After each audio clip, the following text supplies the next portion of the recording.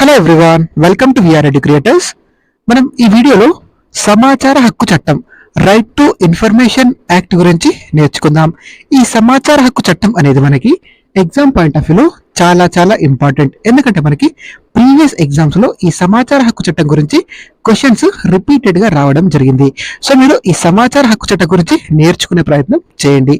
అయితే ముందుగా ప్రపంచంలో తొలిసారిగా పౌరులకు వారు కోరే సమాచారాన్ని అది హక్కుగా తమ రాజ్యాంగంలో పొందుపరిచి సమాచారాన్ని పొందడం రాజ్యాంగ హక్కుగా గుర్తించినటువంటి దేశం ఏదంటే స్వీడన్ దేశం. ఏ దేశం అండి? స్వీడన్ దేశం పౌరులకు సమాచారాన్ని ఇవ్వడాన్ని ఒక రాజ్యాంగ హక్కుగా భావించి సమాచార హక్కును తమ రాజ్యాంగంలో పొందుపరచడం జరిగింది. ఏ దేశం? స్వీడన్ దేశం. వెరీ వెరీ ఇంపార్టెంట్, గుర్తుపెట్టుకోండి. భారతదేశంలో ఈ సమాచార హక్కు చట్టం కోసం చాలా మంది ప్రముఖులు కృషి చేశారు. వారిలో ప్రముఖులు అరుణా రాయ్, సందీప్ పాండే, జయప్రకాష్ నారాయణ గారు. ఎవరండి? అరుణా రాయ్, సందీప్ పాండే అండ్ జయప్రకాష్ నారాయణ గారు. వీరి కృషి ఫలితంగా మన భారతదేశంలో సమాచార హక్కు చట్టం రావడం జరిగింది.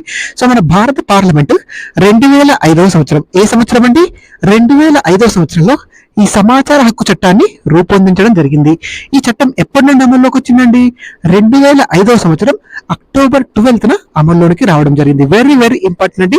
ఈ ఇయర్ మీరు డెఫినెట్ గా గుర్తుపెట్టుకోవాలి. సమాచార హక్కు చట్టం right to information act, RTI act అనగానే మీకు ఏ సంవత్సరం గుర్తుకు రావాలి? 2005వ సంవత్సరం. వెరీ వెరీ ఇంపార్టెంట్ అండి. ఈ ఆర్టీఐ యాక్ట్ మనం రెగ్యులర్ గా న్యూస్ లో చూస్తుంటాం. ఆర్టీఐ కింద అప్లై చేయడం జరిగింది, ఆర్టీఐ కింద సమాచారం కోరడం జరిగిందని. కాబట్టి మీరు ఈ యాక్ట్ ని గుర్తుపెట్టుకోవాలి. సో దీని ద్వారా ప్రభుత్వ పాలనలో పారదర్శకతను పెంపొందించి ప్రజలకు కావలసినటువంటి సమాచారం, పౌరులు ఏదైతే సమాచారం కోరతారో దాన్ని అందించడం కోసం ఈ చట్టాన్ని హక్కుగా ప్రవేశపెట్టడం జరిగింది. భారతదేశంలో ఈ సమాచార హక్కు చట్టాన్ని రూపొందించిన తొలి రాష్ట్రం ఏదండి? తమిళనాడు రాష్ట్రం. వెరీ వెరీ ఇంపార్టెంట్, గుర్తుపెట్టుకోండి. భారతదేశంలో ఈ సమాచార హక్కు చట్టాన్ని రూపొందించిన తొలి రాష్ట్రంగా మనకి తమిళనాడు రాష్ట్రం 1997లో ఈ సమాచార హక్కు చట్టాన్ని అమలు చేసింది. అంటే 2005లో చట్టం రాకంటే ముందే తమిళనాడు రాష్ట్రంలో ఈ సమాచార హక్కు చట్టాన్ని రూపొందించడం జరిగింది. తమిళనాడు తర్వాత ఈ చట్టాన్ని అమలు చేసినటువంటి రెండవ రాష్ట్రంగా ఏ రాష్ట్రం ఉందండి? గోవా రాష్ట్రం ఉంది. వెరీ వెరీ ఇంపార్టెంట్ అండి. సమాచార హక్కు చట్టం తొలి రాష్ట్రం ఏదండి? తమిళనాడు రాష్ట్రం. వెరీ వెరీ ఇంపార్టెంట్, గుర్తుపెట్టుకోండి. అయితే ఈ సమాచార హక్కు చట్టం రైట్ టు ఇన్ఫర్మేషన్ యాక్ట్ లో మొత్తం 6 అధ్యాయాలు ఉన్నాయి. ఎన్ని అధ్యాయాలు ఉన్నాయండి? 6 అధ్యాయాలు ఉన్నాయి, 31 సెక్షన్స్ ఉన్నాయి. సో అధ్యాయం 1 ఫస్ట్ చాప్టర్ ఏం తెలియజేస్తుందంటే ఇందులో ప్రాథమిక అంశాలు ఉంటాయి. అంటే సమాచారం అంటే ఏంటి, ఇలాంటి అంశాలు, అంటే మనకి ఈ చట్టాన్ని ఏ పేరుతో పొందుపరిచారు, ఇలాంటివి మనకు ప్రాథమిక అంశాల్లో ఉంటాయి. అదేవిధంగా చాప్టర్ 2లో సమాచార హక్కు అధికార యంత్రాంగ విధుల గురించి ఉంటుంది. అదేవిధంగా చాప్టర్ 3లో కేంద్ర సమాచార కమిషన్. వెరీ వెరీ ఇంపార్టెంట్ అండి. అధ్యాయం 3లో కేంద్ర సమాచార కమిషన్ ఉంటుంది. అధ్యాయం 4లో రాష్ట్ర సమాచార కమిషన్ ఉంటుంది. అదేవిధంగా అధ్యాయం 5లో సమాచార కమిషన్ యొక్క అధికారాలు, విధులు, అప్పీల్స్ ఏవైతే ఉంటాయో దాని గురించి ఉంటుంది. అధ్యాయం 6లో ఇతర నిబంధనలు. మనం ఈ అధ్యాయం 3 చాప్టర్ 3లో ఉన్నటువంటి కేంద్ర సమాచార కమిషన్ గురించి పూర్తిగా నెక్స్ట్ వీడియోలో నేర్చుకుందాం. ఓకేనా అండి? ఈ వీడియోలో సమాచార హక్కు చట్టంలోని ముఖ్యమైనటువంటి అంశాలను నేర్చుకుందాం. ఓకేనా? ఈ చట్టంలో ముఖ్యమైనటువంటి అంశాల్లో భాగంగా సెక్షన్ 1లో ఇంతకుముందు చెప్పాను కదా మీకు, సెక్షన్ 1 పార్ట్ 1లో ఈ చట్టంలో సమాచార హక్కు చట్టం 2005గా పిలుస్తారని పేర్కొన్నారు. ఏమని పిలుస్తారండి ఈ చట్టాన్ని? సమాచార హక్కు చట్టం రైట్ టు ఇన్ఫర్మేషన్ యాక్ట్ 2005 అని పిలుస్తారని పేర్కొన్నారు. అదేవిధంగా సెక్షన్ 5 సబ్ క్లాస్ 1లో ప్రతి ప్రభుత్వ కార్యాలయంలో, ఎక్కడండి? ప్రతి ప్రభుత్వ కార్యాలయంలో ఒక ప్రజా సమాచార అధికారి. ఎవరండి? ఒక ప్రజా సమాచార అధికారి ఉండాలి. పబ్లిక్ ఇన్ఫర్మేషన్ ఆఫీసర్ సమాచారం కోసం ఎవరిని సంప్రదించాలో తెలియజేస్తూ ఆ ప్రభుత్వ కార్యాలయాల్లో ఒక సూచీని ఎక్కడ ఏర్పాటు చేస్తారనేటువంటి దాన్ని మనం ఏర్పాటు చేయాల్సి ఉంటుంది. ప్రజలు కోరినటువంటి సమాచారాన్ని నిర్ణీత గడువులోగా అందించడం ఇతని యొక్క బాధ్యత. ఎవరి బాధ్యత అండి? ప్రజా సమాచార అధికారి యొక్క బాధ్యత. వెరీ వెరీ ఇంపార్టెంట్ అండి. పబ్లిక్ ఇన్ఫర్మేషన్ ఆఫీసర్ గురించి ఈ చట్టంలో ఏ సెక్షన్ లో పొందుపరిచారు? Section 5 sub class 1. Very very important అండి. అదేవిధంగా సెక్షన్ 8 సబ్ క్లాస్ 1లో ఏముంటుందంటే ఈ చట్టం కింద పౌరులకు ఇచ్చే సమాచారాలు అనేవి ఈ క్రింది అంశాలను మినహాయించారు. అంటే సమాచార హక్కు చట్టం కింద మనం సమాచారాన్ని కోరుతాం కదా, ఆ సమాచారాన్ని కోరడంలో పౌరులకు కొన్ని కొన్ని అంశాలను మనం సమాచారం ఇవ్వవలసిన అవసరం లేదని కొన్ని మినహాయింపులను ఈ చట్టంలో పొందుపరిచారు. అది ఏ సెక్షన్ లో అండి? సెక్షన్ 8 సెక్షన్ 8 సబ్ క్లాస్ 1 లో పొందుపరిచారు. అందులో భారత సార్వభౌమాధికారం ఏంటండి? భారత సార్వభౌమాధికారం, సమగ్రత, అదేవిధంగా దేశ భద్రత గురించిన సమాచారం పౌరులు కోరితే ఇవ్వవలసిన అవసరం లేదు. అదేవిధంగా ఏదైనా న్యాయస్థానం లేదా ట్రిబ్యునల్ లో మనకి సమాచారం ప్రకటించొద్దని ఆ న్యాయస్థానం లేదా ట్రిబ్యునల్ ఆదేశించిందంటే ఆ సమాచారాన్ని కూడా పౌరులు కోరినప్పటికీ అందించాల్సిన అవసరం లేదు. అదేవిధంగా పార్లమెంట్, రాష్ట్ర శాసనసభ ఉంటుంది కదా, ఆ హక్కులను ఉల్లంఘించే సమాచారం ఏదైనా ఉంటే దాన్ని కోరినా ఇవ్వాల్సిన అవసరం లేదు. ఏ సెక్షన్ ప్రకారం అండి? సెక్షన్ 8 సబ్ క్లాస్ 1 ప్రకారం. వెరీ వెరీ ఇంపార్టెంట్, గుర్తుపెట్టుకోండి. ఈ సెక్షన్ 8 సబ్ క్లాస్ 1 అంటే సింపుల్ గా సమాచారం ఏదైతే మినహాయించబడుతుందో ఇవ్వకుండా దాని గురించి తెలియజేస్తుంది. భారతదేశ సార్వభౌమాధికారం, సమగ్రత, దేశ భద్రత సంబంధించినటువంటి సమాచారాన్ని ఒకవేళ పౌరులు కోరినట్టయితే వారికి ఇవ్వవలసిన అవసరం లేదని ఏ సెక్షన్ తెలియజేస్తుందండి? సెక్షన్ 8 సబ్ క్లాస్ 1 తెలియజేస్తుంది. అదేవిధంగా పార్లమెంటు, రాష్ట్ర శాసనసభ హక్కులను ఉల్లంఘించే సమాచారాన్ని కూడా ఇవ్వవలసిన అవసరం లేదు. వెరీ వెరీ ఇంపార్టెంట్, గుర్తుపెట్టుకోండి. నేను ఇంతకుముందు చెప్పాను, చాప్టర్ 3 అధ్యాయం 3లో ఏముంటుందండి? కేంద్ర సమాచార కమిషన్ గురించి ఉంటుంది. దీని గురించి మనం నెక్స్ట్ వీడియోలో ఇన్ డీటెయిల్ గా నేర్చుకుందాం. ఇప్పుడు జస్ట్ ఈ అధ్యాయాన్ని గుర్తుపెట్టుకోండి, అదేవిధంగా సెక్షన్స్ ఏవైతే ఉంటాయో అవి గుర్తుపెట్టుకోండి. ఇందులో సెక్షన్ 12 సబ్ క్లాస్ 1 లో కేంద్ర సమాచార కమిషన్ ఏర్పాటు గురించి ఉంటుంది. ఏంటంటే కేంద్ర సమాచార కమిషన్ ఏర్పాటు గురించి ఉంటుంది. అదేవిధంగా సెక్షన్ 12 సబ్ క్లాస్ 2 లో ఈ కమిషన్ లో సభ్యులుగా ఒక ప్రధాన సమాచార కమిషనర్, ఎవరండి? ప్రధాన సమాచార కమిషనర్ ఉంటాడని, అతనితో పాటుగా 10 మంది సభ్యులకు మించకుండా, ఎంతమంది అండి? గరిష్టంగా ఇందులో 10 మంది సభ్యుల వరకు ఉండవచ్చు. 10 కంటే ఎక్కువ మంది సభ్యులు ఉండరాదు. అదే 10 మంది లోపు ఉండవచ్చు. గరిష్టంగా అయితే 10 మంది కమిషనర్లు ఇందులో ఉంటారు.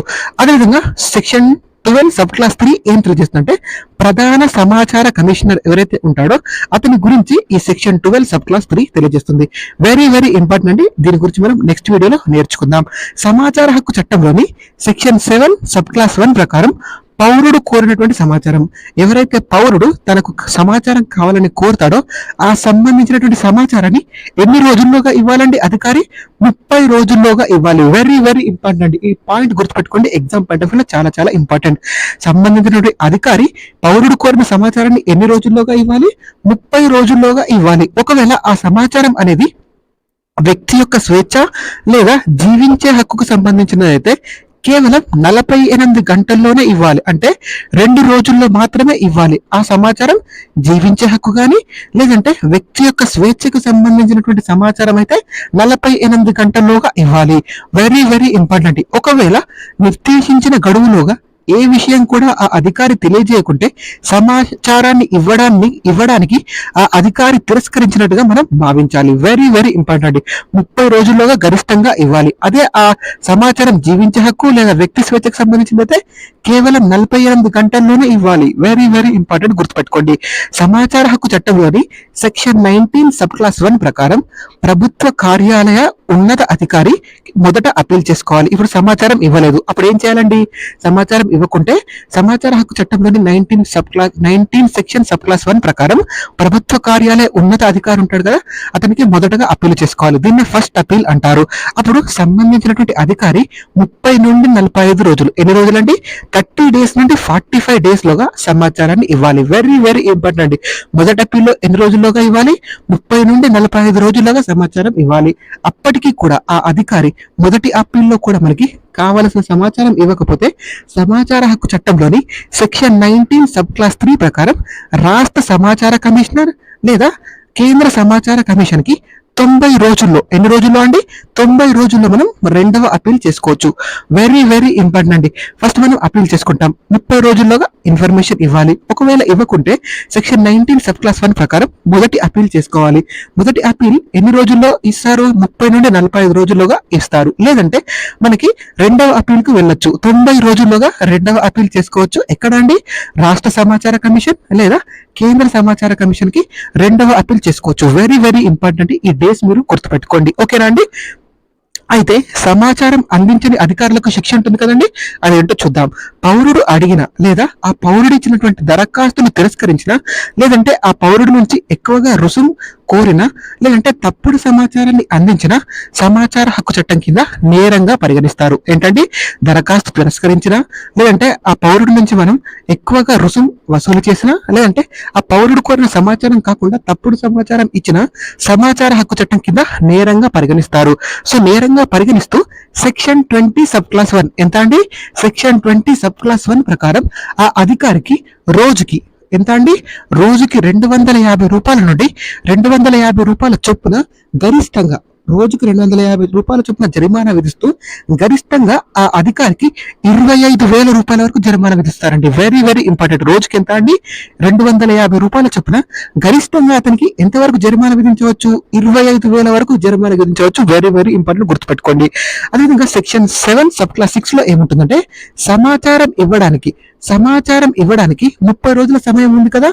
ఆ 30 రోజుల సమయం తర్వాత మనకి సమాచారం ఇవ్వకుంటే, ఆ 30 రోజుల సమయం దాటినట్లయితే ఆ పౌరుడు ఎవరైతే ఉంటారో ఆ పౌరుడికి ఉచితంగా సమాచారం ఇవ్వాలని ఏ సెక్షన్ తెలియజేస్తుందంటే section 7 sub clause 6. Very very important. ఈ పాయింట్స్ అన్ని కూడా మనకు ఎగ్జామ్ పాయింట్ ఆఫ్ వ్యూ చాలా చాలా ఇంపార్టెంట్. నెక్స్ట్ వీడియోలో మనం కేంద్ర సమాచార కమిషన్ గురించి నేర్చుకుందాం. ఇది కేంద్ర సమాచార హక్కు చట్టం, రైట్ టు ఇన్ఫర్మేషన్ యాక్ట్ కి సంబంధించినటువంటి ముఖ్యమైనటువంటి అంశాలు. మీకు ఈ వీడియో నచ్చినట్లయితే ప్లీజ్ లైక్ చేయండి, అండ్ అదే విధంగా ఈ వీడియోను మీ ఫ్రెండ్స్ కి షేర్ చేయండి. Thank you so much for watching. Please subscribe to VR educators. Thank you everyone.